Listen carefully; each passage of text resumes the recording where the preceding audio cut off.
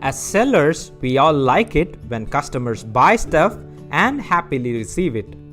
But sometimes this doesn't quite happen, and the reason can range from something as serious as a technical fault or wrong item to something as mildly annoying as a customer changing their mind.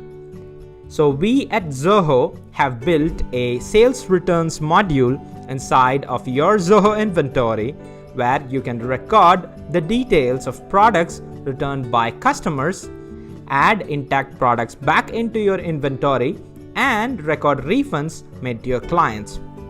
I am Ajay Aditya and I will be helping you explore this module today. So how does this work?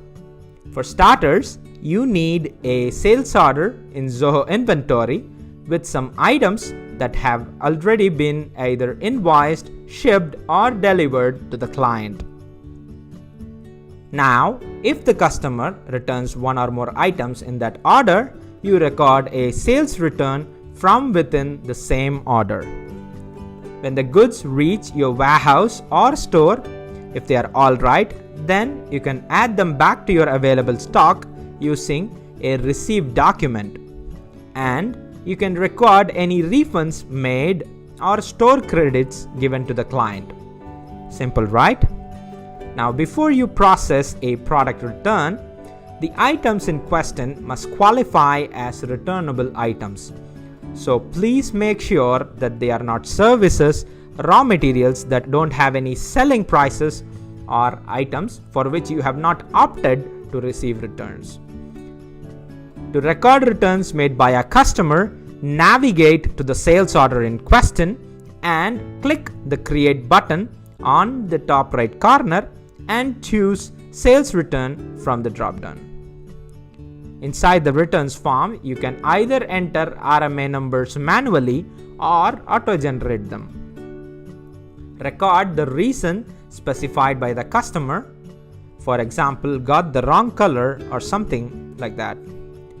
Now, this checkbox below reason that reads, "This sales return contains credit-only goods," is a bit special.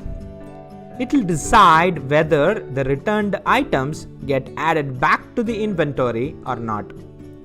Make sure to check this option if the returned items are either damaged or spoiled, since they cannot be sold again. While you're at it, specify the quantity returned and the warehouse where you will be receiving the returned items, and hit save. Here's your sales return document, which you can access at any point in time from the sidebar.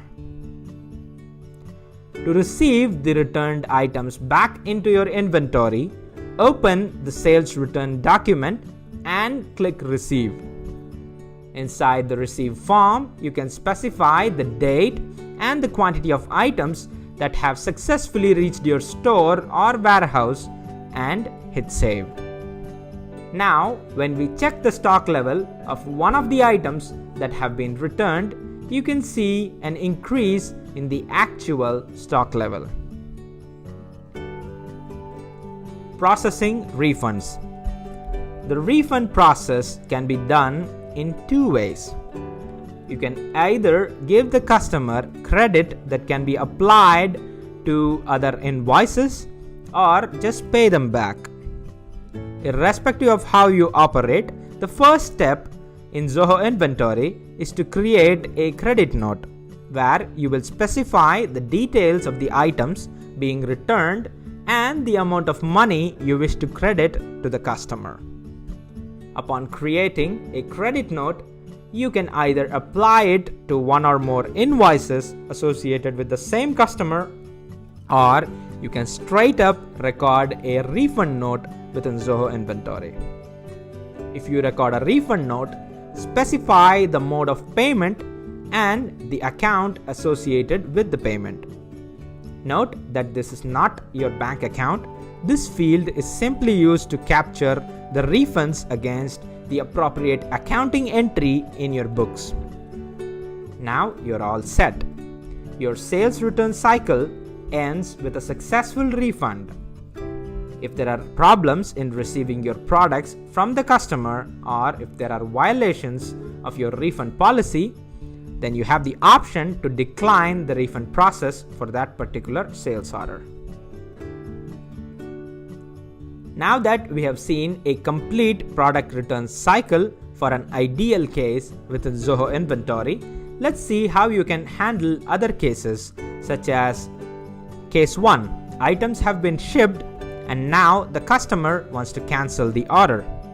Case 2. Items have not been shipped and the customer wants to cancel the purchase of one or more items.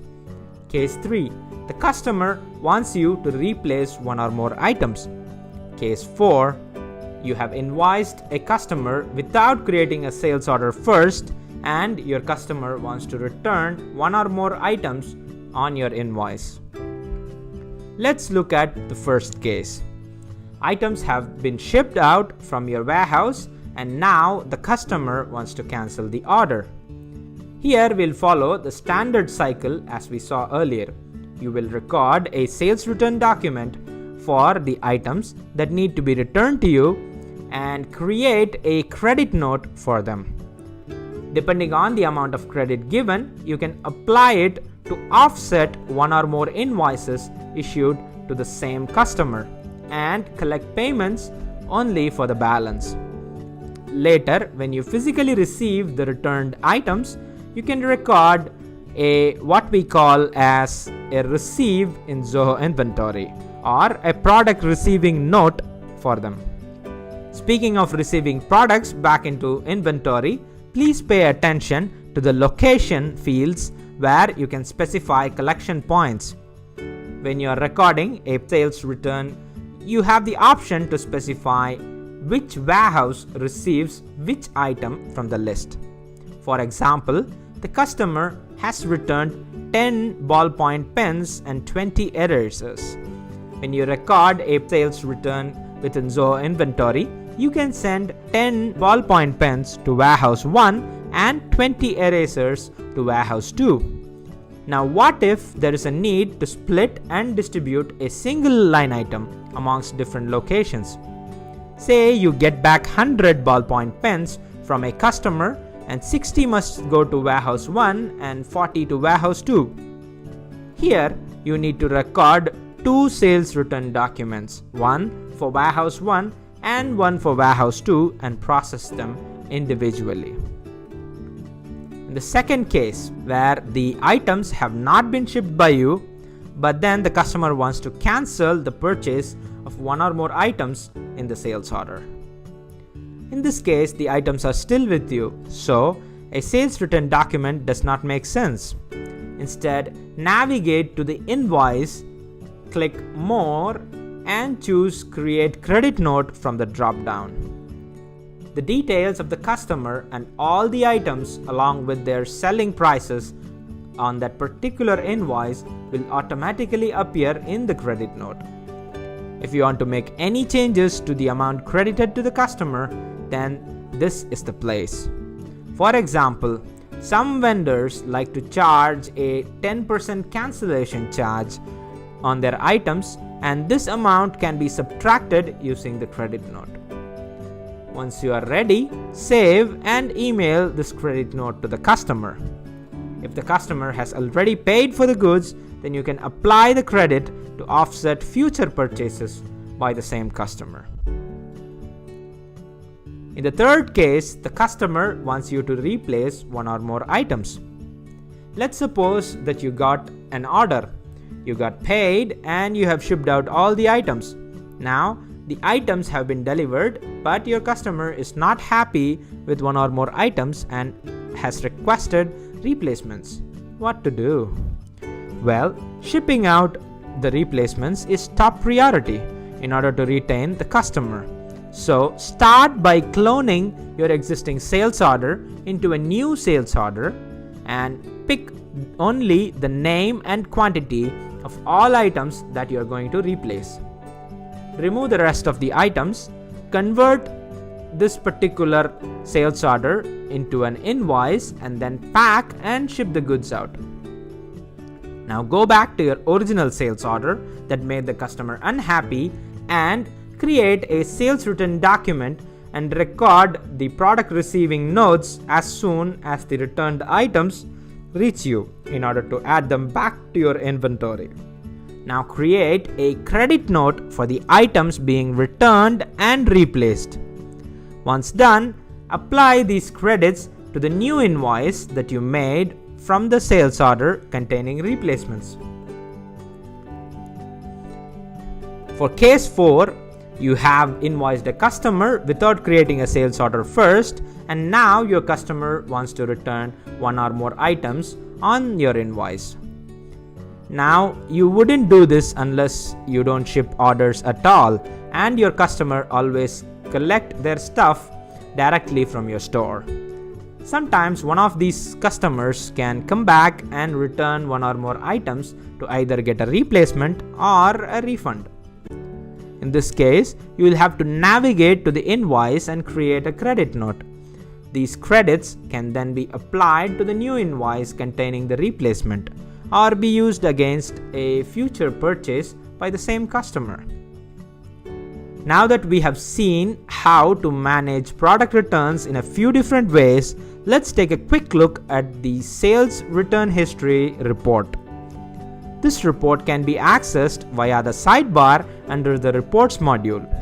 Using this report, you can view the details of all sales returns and monitor the statuses of all returned shipments and refunds for a chosen period in time. That's it for our tour of the Sales Return module. I hope you found it easy to follow along. If you have any questions or need a little more help getting started, please drop us an email to support@zoho-inventory.com.